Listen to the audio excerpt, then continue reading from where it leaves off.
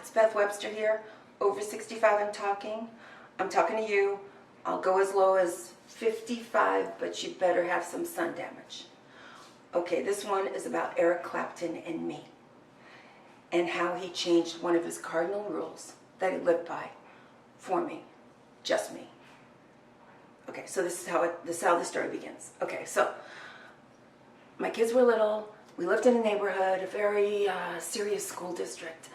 And so 10 mothers and I would get together and we'd try to figure out what everybody wanted from us and our children.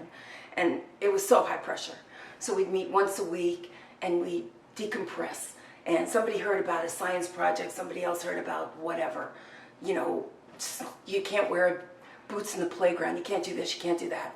All the things that we just weren't getting because there were no emails.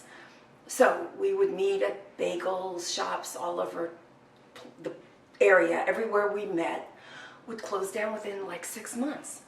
We picked up a stalker that followed us to listen to our stories, and we were getting pretty depressed because we weren't really winning in the super mom department at all.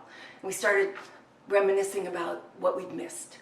Well, a big thing that we had missed was no one in this group had seen Eric Clapton. People had seen Janis in small clubs. People had seen Jimi Hendrix. People had done everything, but everybody had missed Eric Clapton. The one guy, the guy. So we were like, well, let's go to a concert. And somebody said, well, you know, we'll get terrible seats. We're nobody. So I had this brainy idea that Eric Clapton has a rehab center in the Caribbean called Crossroads. I suggested that we test positive for drugs and go down there and be rehabilitated while he's there. Amazing rehabilitation. He'd be so proud of us, he would hug us. They went for it. That's how wacky this group was. One of us was married to a psychiatrist. She thought she could get the papers because she was going to pull out some moves that she hadn't done since their honeymoon. We were doing it. We were looking things up. We were looking up how to do it. And then one week we got together. It was rainy. It never rains in Texas. It was raining. And we all had this moment where we said, this is wrong. This is wrong. We shouldn't go to a rehab center when we're not recovering. It's not the way to meet Eric. It's not right. So we went home all depressed. A week later, I came up with an idea. I would write a screenplay about our story. And I'm a screenwriter. I'm a failed screenwriter. Very close calls. An agent, that doesn't make any difference. Don't listen to people. So I thought I'll write a screenplay about it. So I wrote a screenplay. We called it Pursuing Eric. I had a friend who was a producer in England. She said, get it out of California, move it to England. So I made the characters all English. And one of the girls was married to a doctor. She was the main girl. And her doctor husband stopped being a doctor for the people and he went into a private practice. He became kind of a jerk. They lived at Wimbledon, and he started playing tennis with his sons as if he was like 30 years younger, in shorts and everything. And so she was trying to get him back. So we twisted the lyrics of Layla and all the other songs to be sad.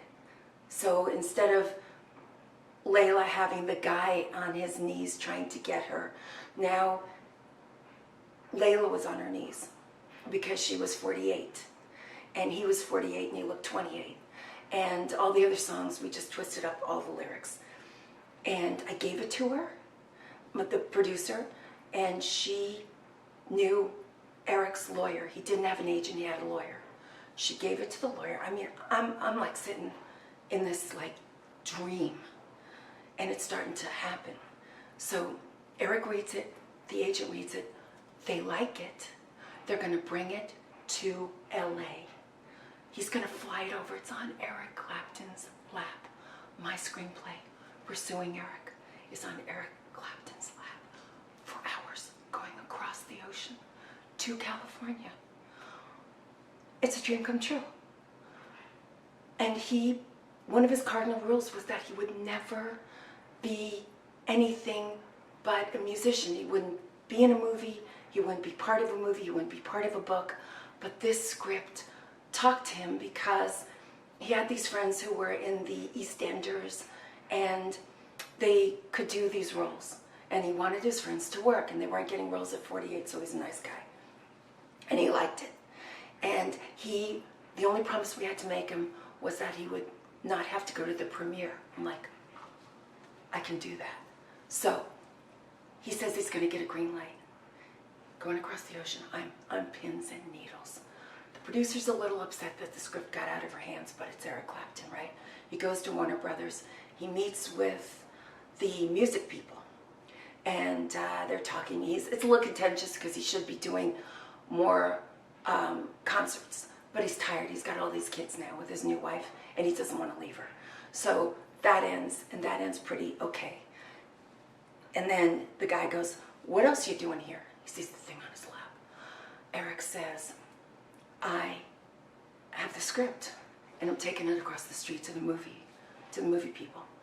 And the music guy says to him,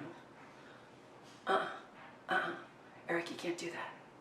You're an icon. So Eric comes back on the plane with no green light. We have a red light.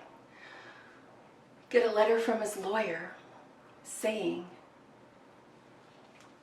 this is the kicker, Eric Clapton is going to err on the side of caution.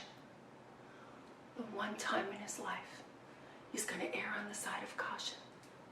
And it's me. It's me. It's as close as I ever got to a real thing happening. I mean, there's could have been a contenders out there, other mouth breathers just like me. I just wanted to tell the story. Eric Clapton, I almost had him. Brass ring, almost had it. Almost was a contender. So, there's probably a million stories like this out there, but this one is Eric Clapton. Just wanted you to know.